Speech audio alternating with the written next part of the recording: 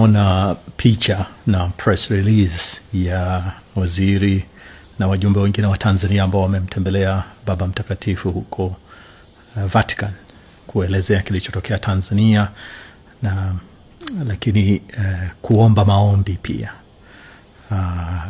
Wanasema serikali inataka kurudisha trust, inataka kurudisha kuleta reconciliation. Mambo mengi, press release ni ndefu, lakini hivyo vitu viwili vimenigusa zaidi. Baba Mtakatifu amekubali kutuombea. Tunashukuru, tutapokea maombi. Lakini labda kwa serikali, labda kwa watawala, tuseme wazi tu kwamba maombi pekee hayatoshi. Na si kwa sababu nadogosha umuhimu au nafasi ya maombi. Tena nazungumza kama former pastor and missionary, na I understand umuhimu wa maombi na nafasi yake.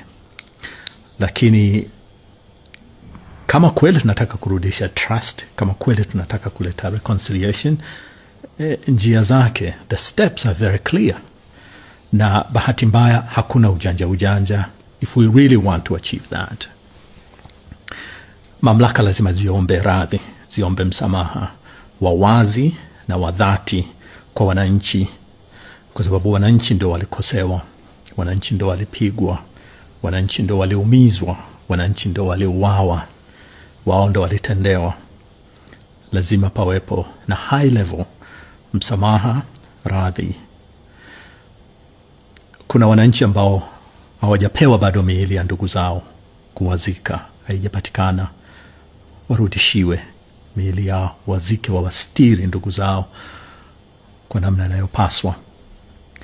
Perpetrators lazima wawajibishwe. Kama bado wako serikalini, waachie hizo nafasi. Wakishaachia, wapelekwe mahakamani. Wale wote waliohusika, pull the trigger, wote wanatakiwa kuwajibishwa, wapelekwe mahakamani, wahukumiwe inavyostahili. Kama tulikuwa na uwezo wa kukusanya watoto zaidi ya 2,000, tukawasweka magerezani kwa kesi za ajabu kabisa, we can do that.